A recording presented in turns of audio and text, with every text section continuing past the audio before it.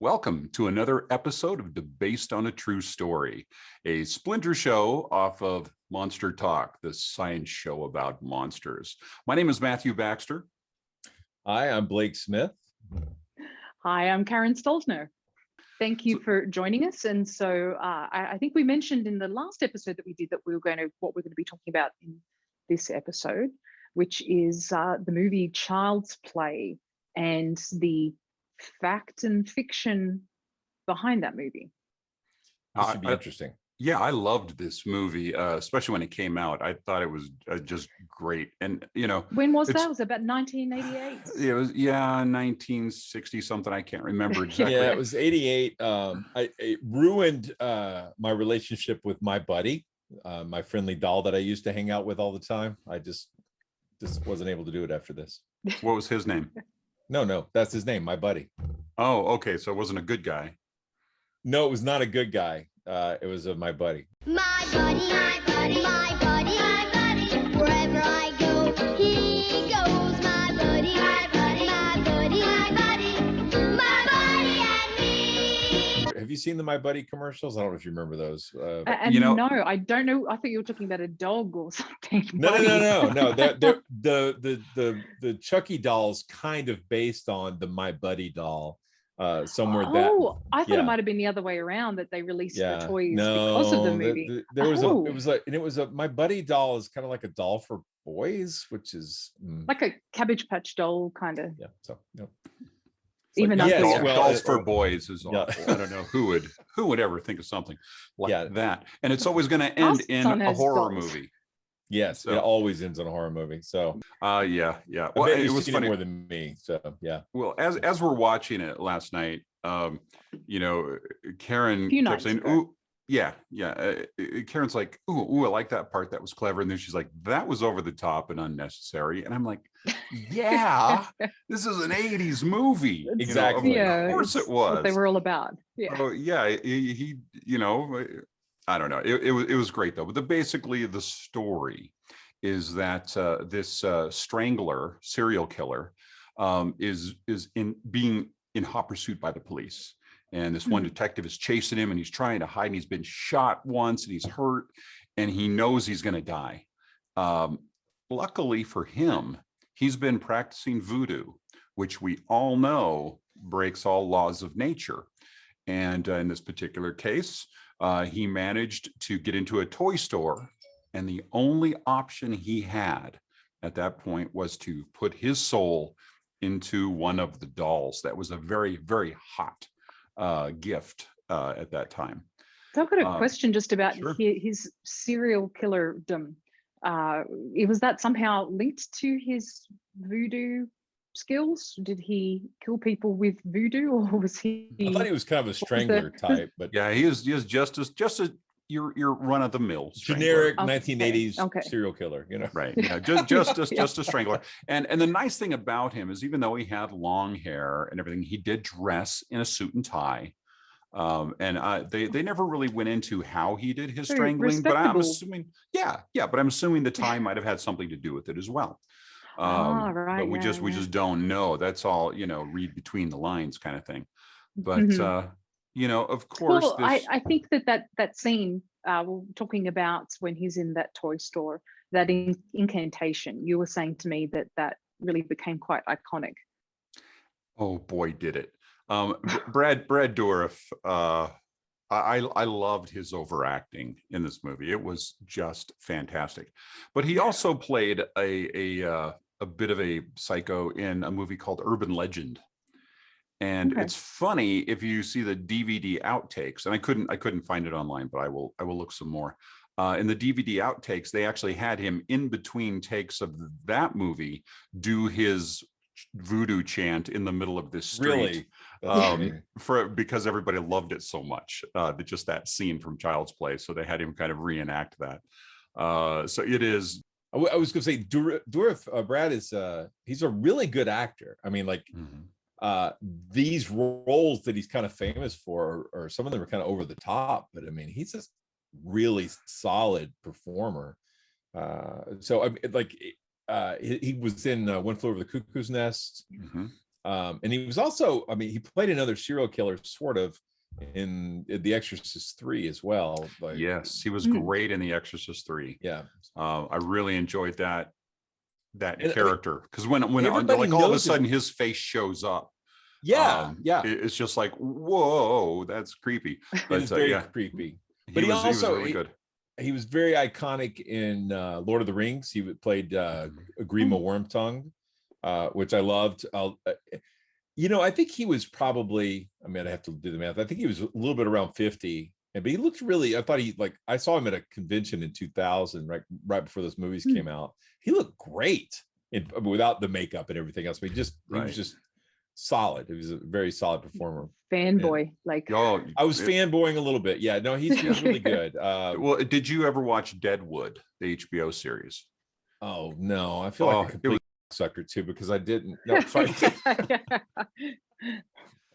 No, but everybody, like, Clearly you did. Deadwood's kind of like the Wire for cowboy fans. You got to see Deadwood. Oh, it's great. And he was the doctor, the town doctor in that, and he was a completely different character, and he was astonishingly good in that as well. And we should mention he played the Mentat in Dune as well. So yeah. Okay. Oh yeah, well, that's right. Getting back to the movie. What movie is that now? What? Okay. What are we? Well, it's funny. The scene from Macbeth, and it's funny because in the original, the Child's Play, because there were 7 Child's Plays in that particular franchise, not counting the remake in 2019. I've only seen the first, but I think you've subjected yourself to all of them, haven't you? No, actually, I haven't, and I should have. Moving on. The chant that he does in this first movie, because he does variations throughout the other sequels. Right. But the one in the beginning, the one that's powerful enough to start the whole problem. The spell. And that's the thing, is he never completes it ever again. So he is stuck in this doll for the duration. And that's the whole point, is he's trying to get out of the doll, but so he never completes it. The duration. The duration. Now it's funny because the very first chant that he does, there's a lot of problems in terms of translation. They can't understand several things that he's saying, and I don't know that anyone's actually looked at the script to be sure of what he's saying. It sounds a bit gobbledygook, or was it supposed to be an ancient language? It's supposedly supposed to be based on the sort of it's kind of it's a Haitian Creole. That's got a bit of that. Was it Benin?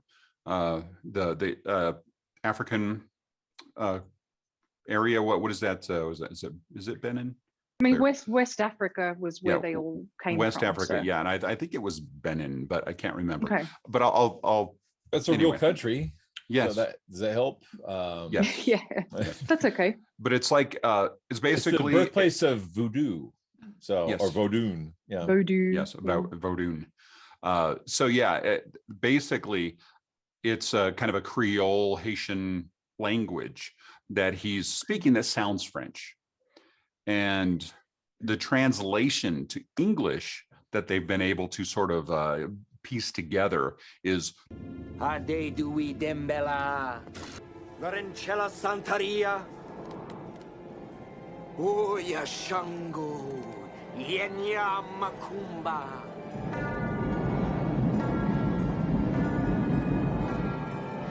Give me the power, I beg of you! To the almighty Damballa. Give me the power, I beg of you! To the mercy of my soul. To the point of my death. Yes, the snake god, yes. I spoke over that. I didn't know it. I thought there was just that one little phrase there, and you kept going. It keeps going. It keeps going because he says quite a bit, and it has to keep going. Otherwise, they don't have a chance to get to poor Andy in time to save him. If it was just that line, he would have had the ritual done. So it needs to be longer, so they have time to break in and stop the whole process. But so it is interesting that he calls upon Damballa. Mm-hmm. Because Damballa is a snake god, but he's considered to be benevolent. And actually, if you want to learn a Also little one bit of the more, most powerful gods in voodoo. he is. He's like the main guy. And if you want to learn any more, get like a good overview of voodoo, I do recommend this book that has a bit of background when it comes to that and the different Loa that are involved in Spirits, voodoo. yep. And as you can see, the voodoo doll on the cover, because Americans like that. And the thing is, the voodoo doll on the cover, it's interesting because there's a voodoo doll in the movie that seems to have powers that this voodoo doll doesn't have. Over the priest, that's right, later in the film. But we'll talk about that as well. Yeah. Well, I think we should talk about the doll a little bit. So that was Chucky. Chucky was not the name, was the name that the little boy Andy had given to the doll, not the name of the actual doll. Well, it was the name that the doll gave himself, because Charles Lee Ray was the name of the Strangler, and his nickname was Chucky. So he told the child that That's his a name was great Chucky. nickname for a killer. A killer, yeah, Chucky. Chucky, innocent. or as we know, Chuckles has been used as well as a good killer name. But the thing is these dolls all had different names. They were just good guys. Oh, so just like Cabbage Patch dolls then? Kind of, yeah. They were born with a name and you'd get a little birth certificate. And Right. So very, very similar to that. And yeah, these dolls were just really popular in this movie. And this little boy wanted one really badly. But when he did the ritual, lightning struck and dolls went everywhere. And a homeless guy managed to get one of the dolls. And that's how it then ends up getting purchased by the mother of this young boy. Yeah, if you Google, and you don't have to, obviously we could just throw this up. If you look at the My Buddy doll and look at a Google image right quick, both of you do this, I think you'll see what I'm talking about. I double checked it. It's like it's a rock solid stand-in for Chucky. I think you'll see what I'm talking about. okay, I'll have a quick look. I just don't have anything. Oh yeah, open yeah, here. same outfit. 1985, huh? Yeah, it predates the film, and the commercials okay. were completely ubiquitous. It's even Right, wearing and the I overalls. think I've actually seen those. Yeah. It's really similar. Yeah. Yeah, It is, I'm yeah. going to do this just one quick second, just so we're all on the same page, so to speak, about this. I'd love to have the do the My Buddy commercial and then like slow it down so it sounds so creepy. My buddy, my buddy, my buddy. Wherever I go, he goes. My buddy, my buddy, my buddy, my buddy. My buddy and me. Yeah. My buddy, my buddy.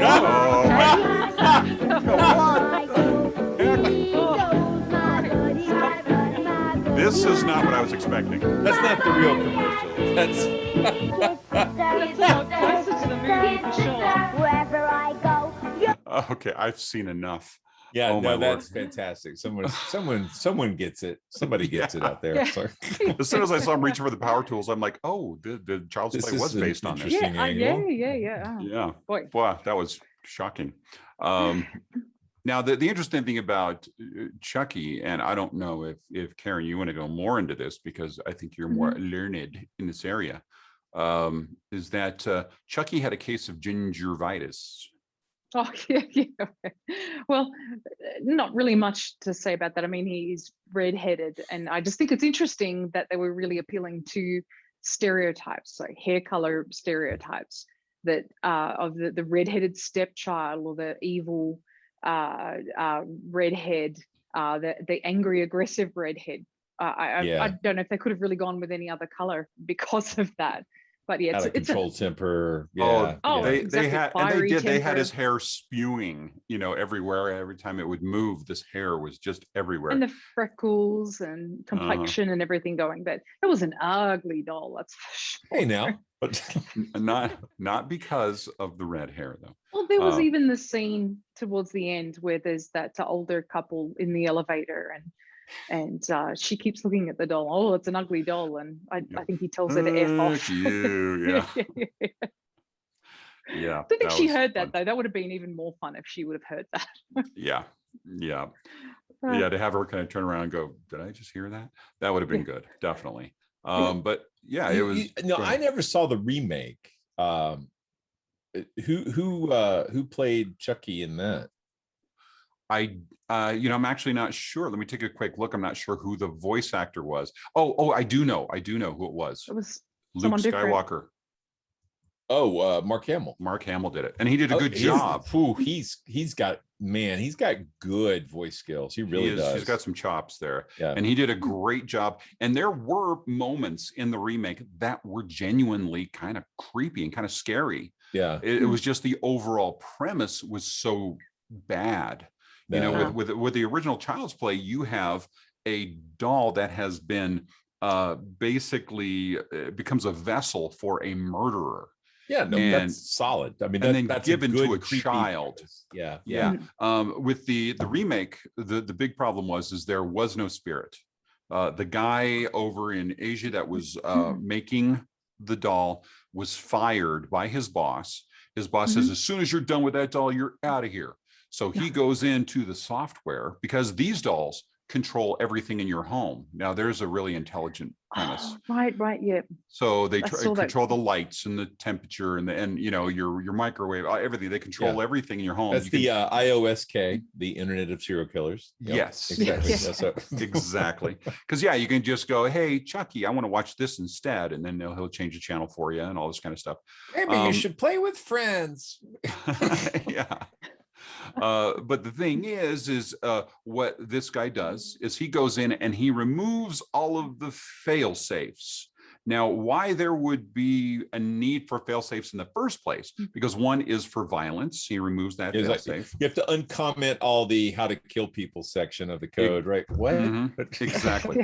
So he goes in and removes all these things that should not have been an issue in the first place. The programming should have just been kind of one level in that sense. So now Chucky's got this ability to learn. He's got the nothing to keep him from being violent. And that's kind of it. There's no spirit to the doll. There's nothing. It's just he's this piece of technology that's gone out of control. And to me, suspending disbelief for that was more difficult than a crazy voodoo chant that puts a serial killer soul into a doll. I somehow found that more compelling and more believable because they didn't have to remove any failsafe for not letting voodoo gods allow spirits into them. But that's all I can say there. But no, I really thought that the idea behind Child's Play was very interesting. You said earlier that he was a serial killer and that in the course of the movie, he continued his serial killing through this doll. Yes, he did. He did continue that killing, as a matter of fact. And the first one was the good friend of the mother who was babysitting Andy. That it turned out really interesting because although the signs pointed to Andy as being the killer. But yeah, what he did is he basically little shoes on the shoes on the counter tabletop. But he basically kills her by, with all of his doll strength, taking his doll toy hammer and tapping her in the forehead, and she flies across the room and goes out the window of this 10-story building, apartment building in New York. It didn't seem like she was hit very hard, but no. And New York was in Chicago. Yeah, well, they filmed it in Chicago anyway. So if they said New York on screen, I don't remember that, but they filmed it in Chicago. There's I think I just assumed. Chicago Tribune trucks and some other features filmed in Chicago. So sure. But it may not have. It could have been ambiguous. Yes, I think it was ambiguous. So I'm pretty sure. No, I think you're right. I think that they really didn't mention it, and it could have been USA, any big city. Yeah. Any town close to you. Deliberate, but I did think just as a mother, I thought one of the most horrifying parts of the movie was where the little boy goes to school and he takes Chucky along with him, and Chucky talks him into taking him downtown to the house of, I think, his accomplice, and that he's just wandering the subway and the streets by himself carrying this doll that's directing him to go to that house so that he can murder his the getaway, I think The getaway guy who He drove was. off and left him. Right. Yeah. Because all stranglers have getaway guys. Yes. Yeah. So You that is know, that is interesting. kind of weird, isn't it? I mean, his thing was, It wasn't yeah, made that very is clear. weird. That is really weird. I never really thought about that before. Why did he have an accomplice? It's all you're messing Not up the sure movie. what Other the- than that, Yeah, it was yeah. unbelievable, and you've messed it, It all was- up. yeah. Asking too many questions. It was absolutely perfect before and believable, like you said, you know, the whole possession of a doll and that stuff. But what, the guy's got a getaway guy? That doesn't make sense. Movie's trash now. But no, But it as was. for- Go ahead. Oh, just as for creepy moments, because I mean, there's so much tackiness to it and cheesiness that I mean, it's absolutely a horror film, but it's just so cheesy that it's difficult to feel scared by the movie in any kind of fun way, for the most part, for me anyway. But I did think that part where the mother, I think the little boy is under psychiatric observation, and the mother goes home with the doll and starts giving a good talking to the doll, and then that she goes and picks up the box and the batteries fall out of the box, and then she realizes, She never wow, put this the batteries in. doll's talking, and the batteries hadn't been put in. So I thought that was a genuinely scary part. I thought that was well crafted. Yeah, and it was another opportunity for Brad Dourif to let loose, because that stream of obscenities that came out of him at that moment before she. That was quite well done. But and that little, and I always remember from the first time I saw it, the look of him rolling under the couch when she drops him. That was creepy too. And it's just like kind of scuttled under the yeah, couch. it's just whoop, under the couch, and then she has to go down and look, and you know he's under there, and he's gonna do, and he doesn't do anything, but it just is very creepy. That's the thing. You think he's going to poke her in the eye or attack her or something. Yeah. Mm-hmm. I like it when they subvert your expectations like that. Yes, yeah, that was well done. The completely different movie, but Boogie Nights.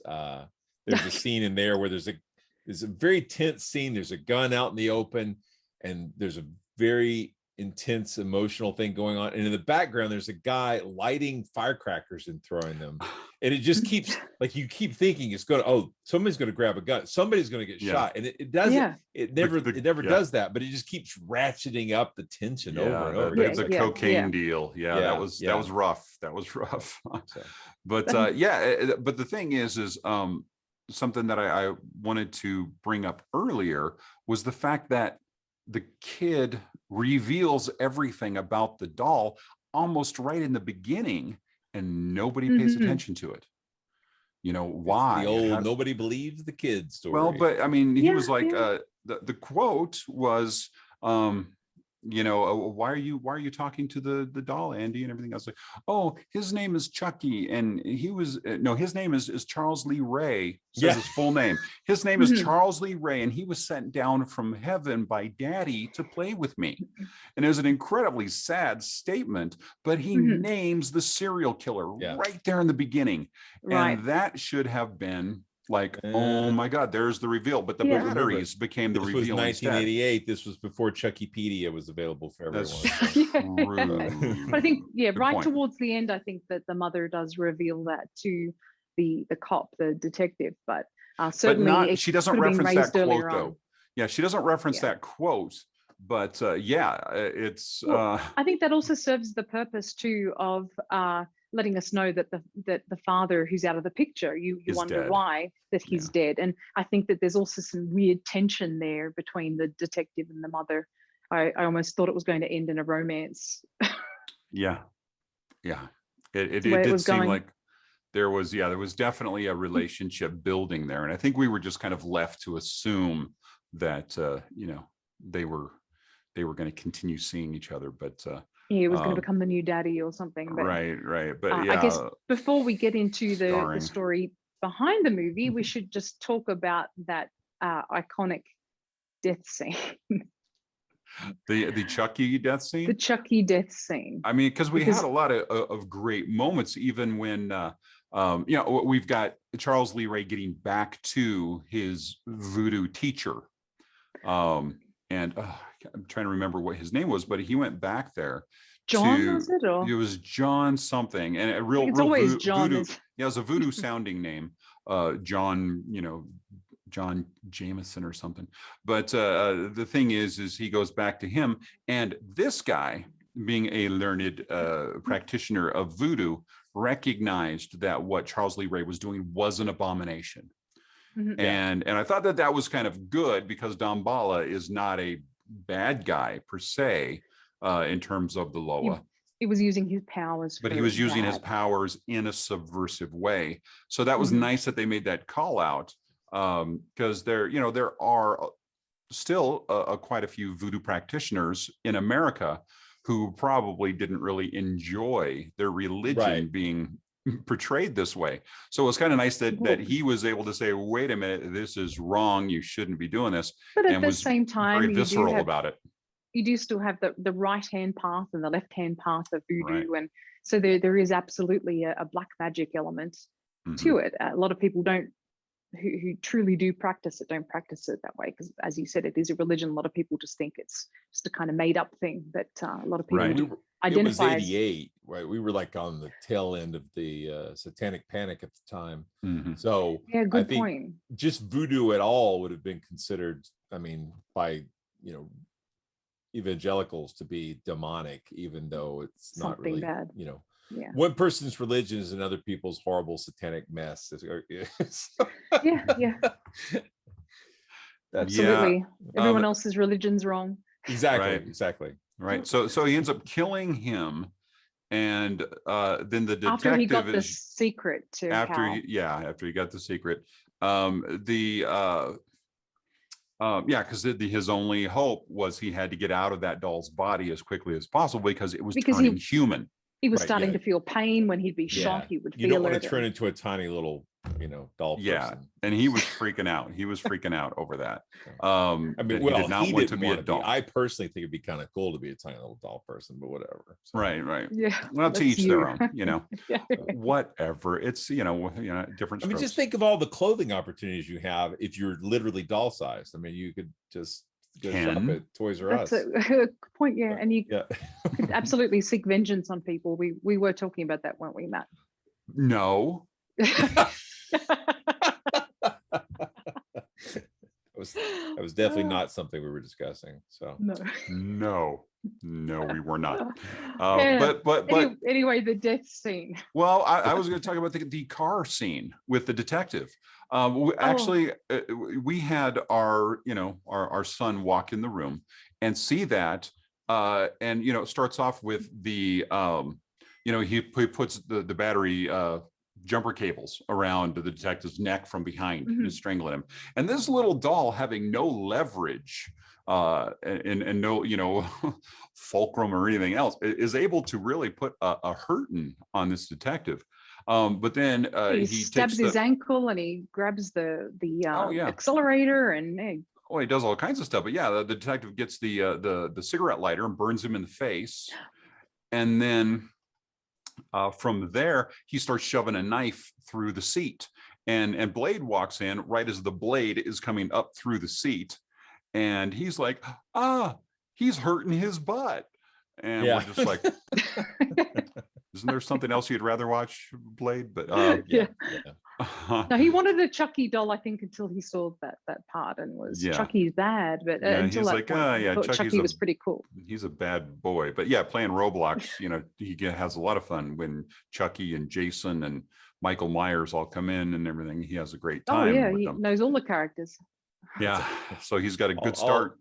All the greats of American literature. So. Yes. He's well on his way to truly being a nephew of his Uncle Blake. That's all I can say there. But that was quite a funny scene. But Chucky really showed a lot of personality, I think, during that scene when the car gets flipped over, and he's like just kind of he pulls that knife out and he looks, and it's hilarious, and screwing with him. Really throws in a lot of humor into the whole thing. It's a lot of fun. But then the actual death scene of Chucky I adored, and I don't know what you thought, Karen. I mean, you were getting weary. Well, it went on and on and on, and I don't know how many times I thought he had expired, and then he just came back to life, and it just went on.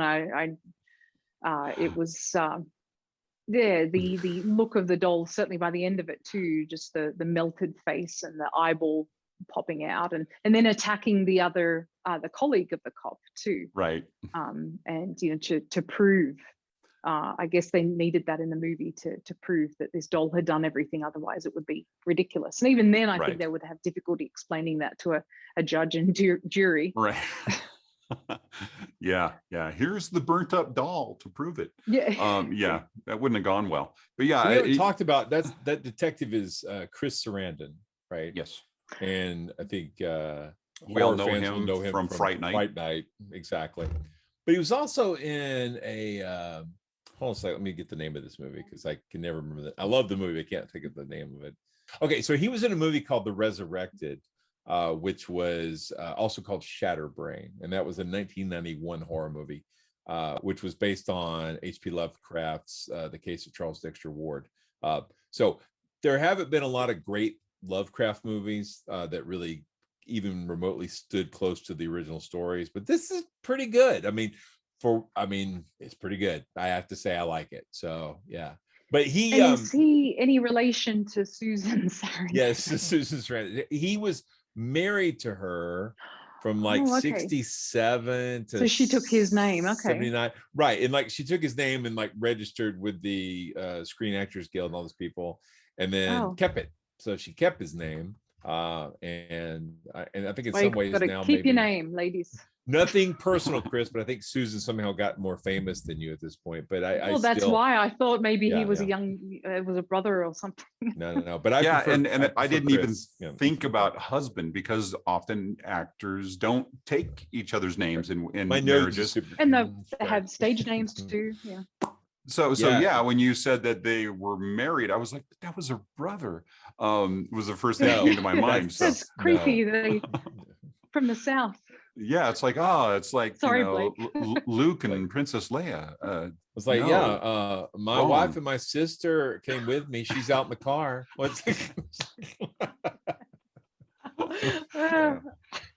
Poor Chris. I'm joking. She's out in the truck. So yeah, in the cage. Yeah.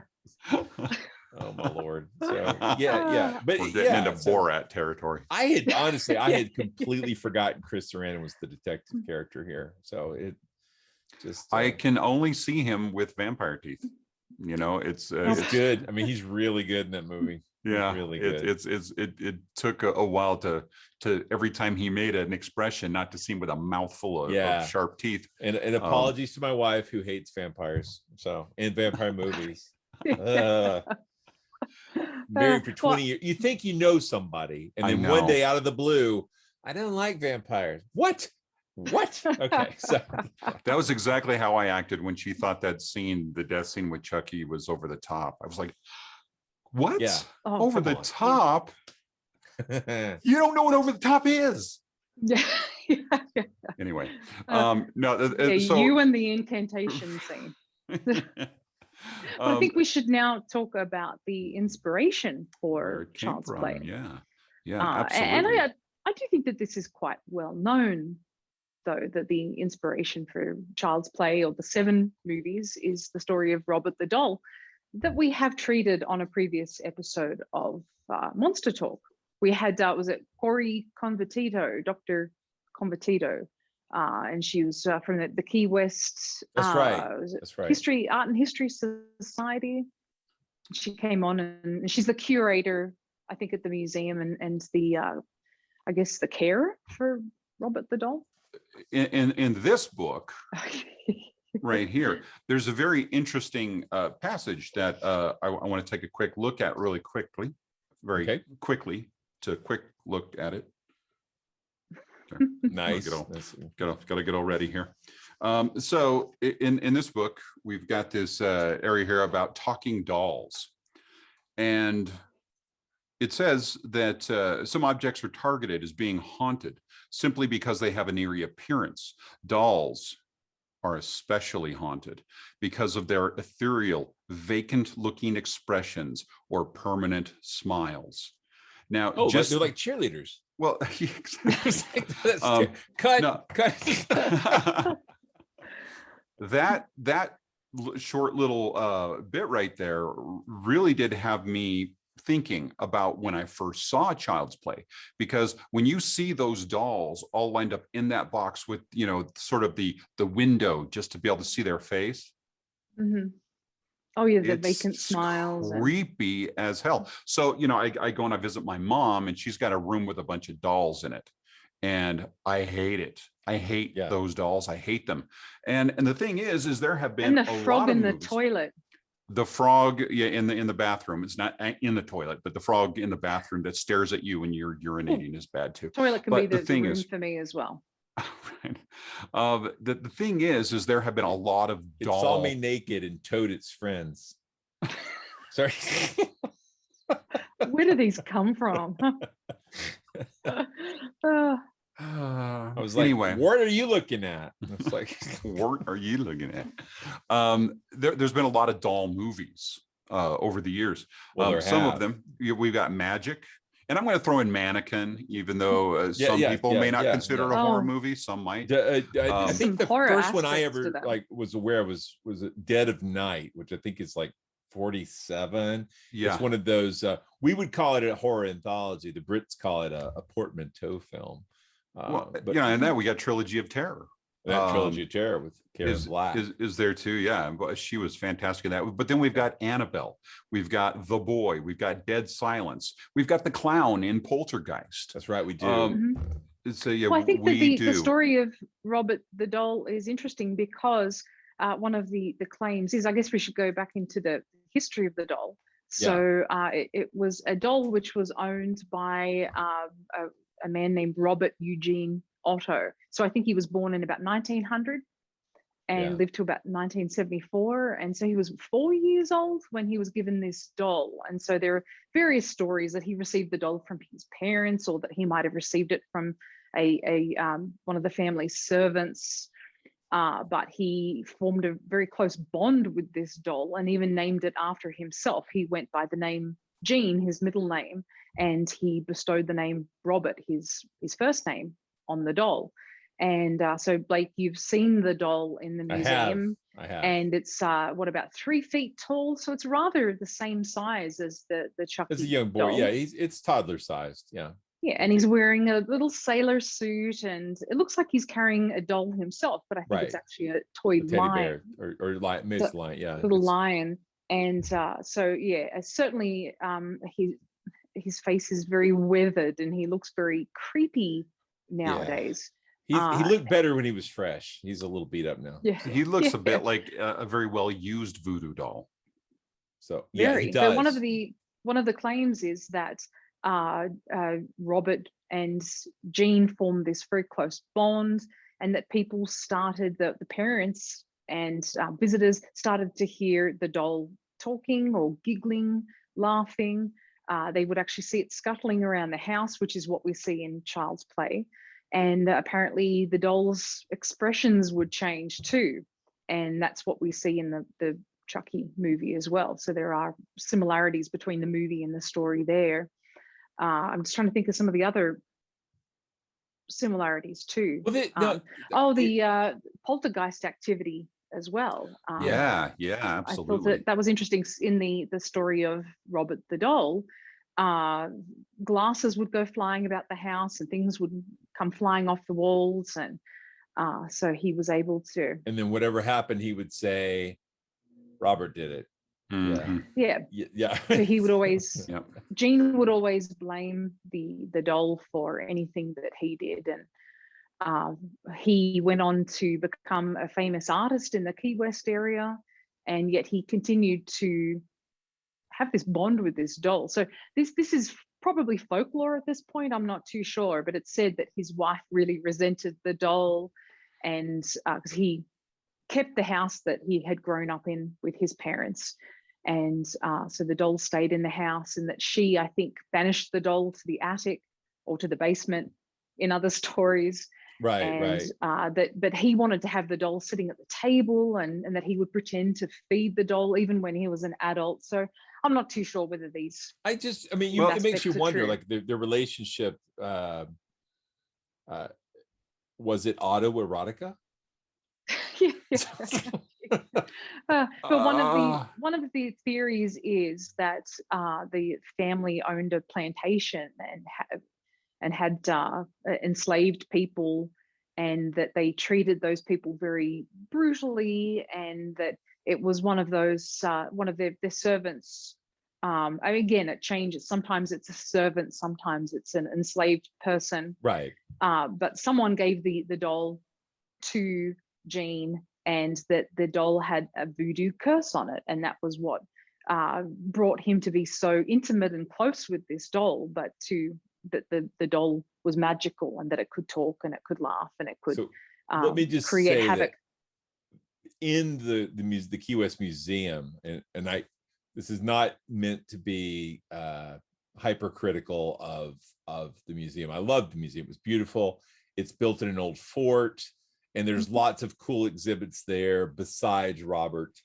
They do have a room dedicated to him, but you can also learn a lot about the history of Key West, and it's a beautiful location. And also, I think Cuban history as well. Yeah, and like people, immigrants. they've got like one of the Cuban refugee boats that somebody sailed 90 miles from Cuba and it landed on the coast there. So without that though, like they've got a tremendous amount of books, t-shirts, keychains, magnets. They've cashed in on Robert, but like they're also honest. I think if you like bother to look, you'll find that Robert was not some custom-made voodoo doll. He was an expensive, high-end doll of a kind. Very good quality. The fact that he's still around 100 years later, absolutely. Yeah.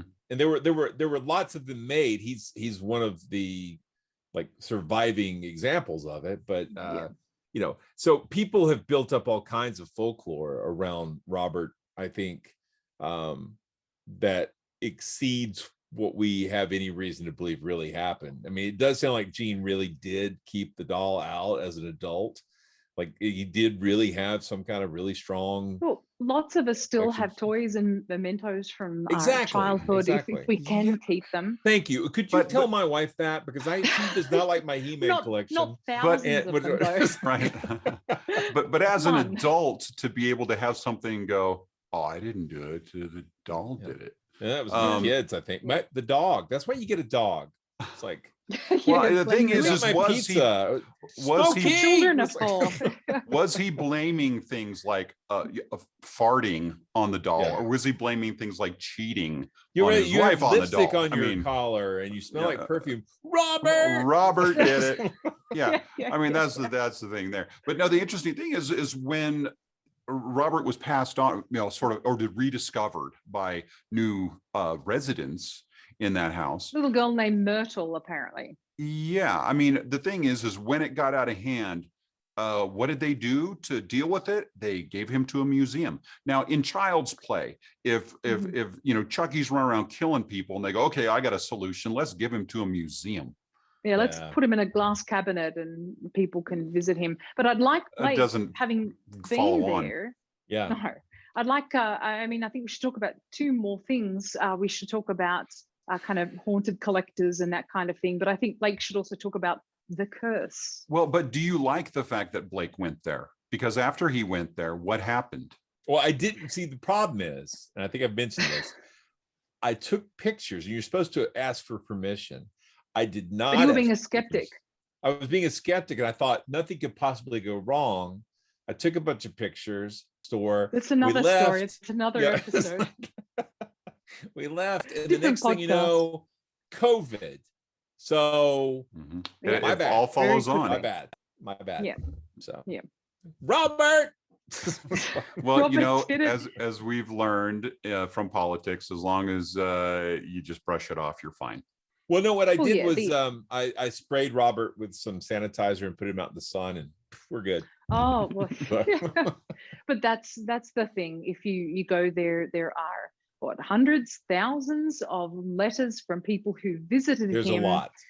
And haven't shown him respect. I think that there's some kind of script that you need to follow when you meet him, that you need to introduce yourself, and you need to ask him if you want to take a picture, and you need to be polite with him and respectful. And And so then a lot of people leave, and I guess things happen, and I think a lot of car accidents seems to be the main thing that's attributed to him, right? And just, well, I guess misfortune in general. And then people attribute it to him. I guess it's kind of like that, the Brady Bunch episode, the Tiki Doll. Yeah. Do you remember that? Yeah. I do. And Vincent so Price then- two-parter, right? So. Yes. So A then very they write, special Brady episode. then they write to the museum, and they actually have the address on the wall so that you can see, they're kind of priming people to They to perpetuate play this whole along. thing.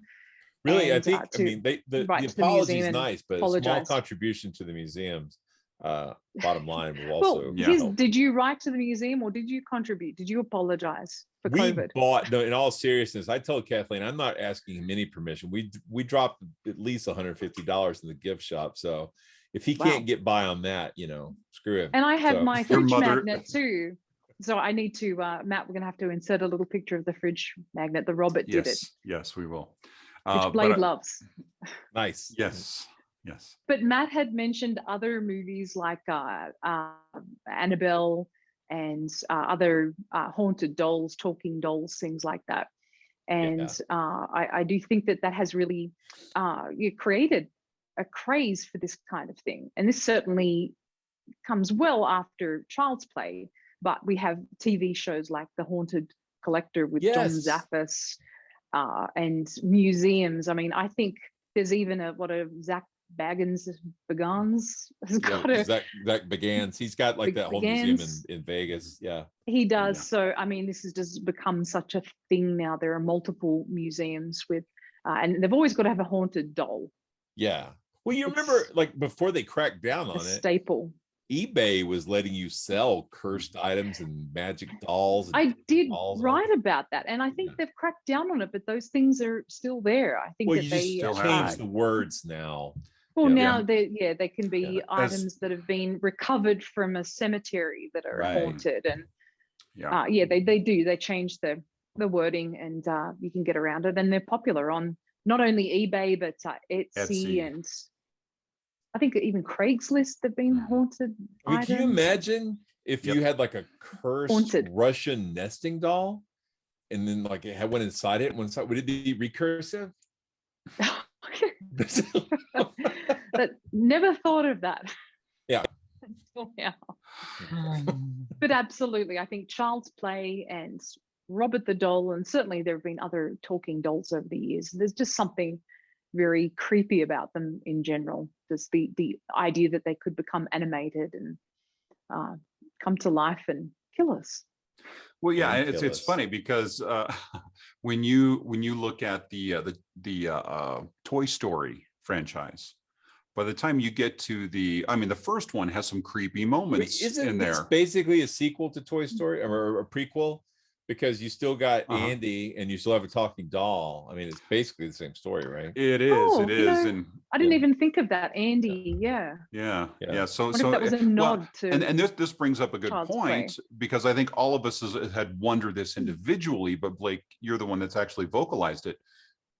Is Child's Play actually inspired by Robert the Doll? And that's one of these we don't have an answer for. We don't have what we do know is that lots of horror web pages will tell you that it is. I mean, it's accepted. It seemed to be, it's a widely believed idea. Mm-hmm. But we actually I think don't there have are parallels. proof. Yeah, I think there are parallels in the stories. I think the voodoo link. I think the fact that the dolls change expressions and that they laugh and they're animated. Chucky and that did they're it. Robert troublemakers. did it. Yeah, I think that there's some parallels. So, but those are so common. I mean, the tropes there are like almost obvious, that I think that two separate people coming up with the same idea is not far-fetched in that sense. In fact, Annabelle is really the same story in a lot of senses. But the thing is I just had a great point and it went poof. Oh, what I was going to say is I'm sure that there's an interview somewhere with the writer or the screenwriter of Child's Play that probably reveals whether or not it was actually inspired by Robert the Doll. So if you happen to be watching this and you've seen that somewhere, post it in the comments and let us know, because we would love to do it and not actually do the work ourselves. I think you're right. It's quite accepted, according to folklore, that is the inspiration for Child's Play. But I do think, just having done some research into both stories myself, I think that there are sufficient parallels. As you say, it's possible that could just be that those stories and plots and tropes are out in the ether already. But I just think that there are sufficient links that it's very likely that somehow the writers were influenced by that story. Yeah, it does I think predate it. One thing we might be able to do, first of all, I love archive.org, which is a tremendously useful site for finding old documents.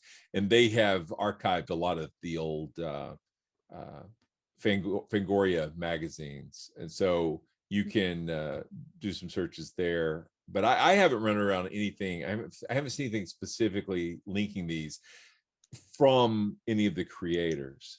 But like you say, there's lots of parallels. But what I'm more curious about is whether Robert the Doll, what he thinks about Child Play. Well, no, I was thinking, have the people who want to promote Robert use this connection, adopted that, right, and pushed it the other direction. In other leveraged words, it to is Robert the Doll benefiting from Chucky, basically? Yeah, right. And we know how these things usually play out. It's probably a combination of all of these things. Yeah, it's like, I know that the Trilogy of Terror, which it is a trilogy of terror, and everybody remembers the Zuni fetish doll and Karen Black, but I don't know if people remember there's actually 2 other stories in there. But and they're good too. They're different. But the that was clearly at least some of the inspiration. That's such a creepy theme. It's hard to believe that was made for TV. I think that was that was Dan Curtis, I think, that did that, because he was behind the Kolchak Night Stalker stuff. Right. So so but yeah, wow, what a treat. He did another we talked about the portmanteau film, the British one I just mentioned a minute ago. Now I've forgotten the name of it. But he did another made for TV movie with a similar title. Anyway, that's me brain farting on Dan Curtis. Sorry. we should probably, I'm sure he is very happy about that as well. Yeah, so we should probably wrap things up at this point. Is there anything else that we want to add before we kind of advertise everything? And I'm just now wondering if that Tiki doll inspired Woody from Toy Story. That's extremely funny. That's I'm not laughing, but I'm marveling at that. That's very funny. At that link. So yeah, because he's wood. Exactly. Because it's all fallen together. But no, there were some scary scenes in Toy Story. When there were. The little boy when they next revealed, door. when they revealed, when at Sid's house with the doll, the baby doll robot thing comes out. And Woody's head spins around. Yes. It's a little which terrifying. Later inspired Linda Blair. Exactly. It later inspired. Yes. But did you see Toy Story 3? Where I'm sure I've seen them all. Yeah, this big strawberry scented stuffed bear was the bad guy. Yeah, and he was a terrible little doll. He was unbearable. So he gave me pause. Ow, it hurts. Well, but so it's interesting how I think a lot of this stuff is there is just a little bit of terror. Poltergeist showed it great in that scene with the clown, that we are kind of scared of our toys at night. So why not? Clowns. Yeah, and clowns. You have them both. They can be creepy, but I think that is a great segue to talk about the next episode of Based on a True Story. You're right. We're going to be talking about Poltergeist. All right.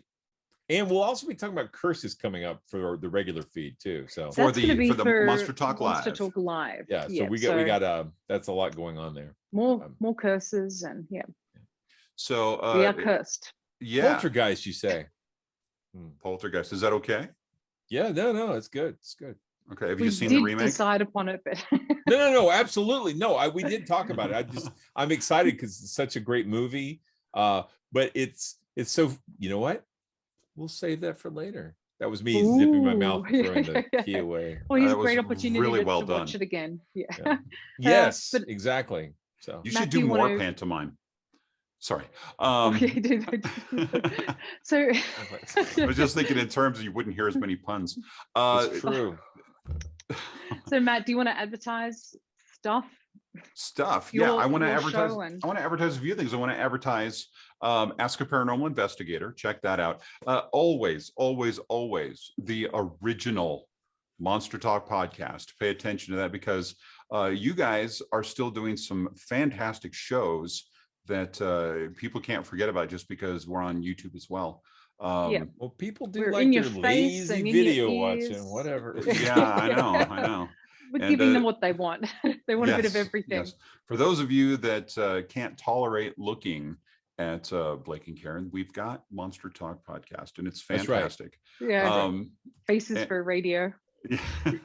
Maybe if we could get all our episodes down to like 30 seconds, we could do a TikTok feed. That would be great. That's true, and we Yeah. are Dance your considering way to doing. critical thinking.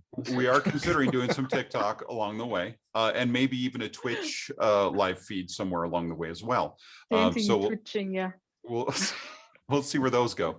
And as always, keep an eye out for anything that Dr. Karen Stolzno writes. She writes some fantastic books, and she also writes some fantastic short stories. If you guys are The at all newest into one. that horror thing. And reading. Paranormal horror at that. Yes, there's some great short stories to be had as well. And so I really do want to do that. I also want to advertise the Monster Talk Patreon. We definitely want to keep this going, and it is a lot of work. And I think we're all struggling through this. I'm going to time buy right a now, shirt so. with a collar if we get to the right Yeah, level. I'm not going to say what that Yeah. level is, but if we get there, you'll know. yeah. And I mean, I spent all my money on this, and I'm not wearing pants. There you So Well, it's more information than anyone wanted. yeah, I didn't actually realize I said that out loud when I said it. That was an Um, inside thought. Thanks. Yes.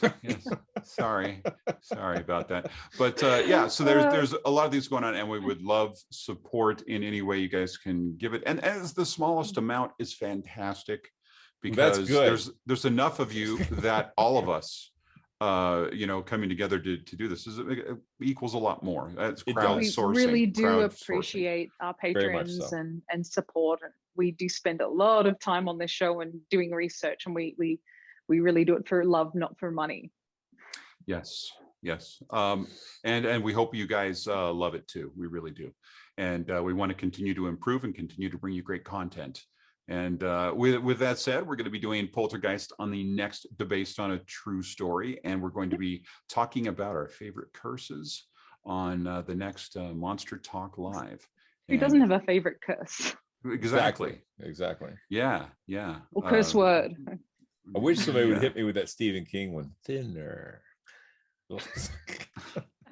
I was thinking about the string of obscenities in The Exorcist, but anyway, thank you for joining us today, and we'll see you next time on Based on a True Story. Bye-bye. Thanks, everyone. See you later. Bye.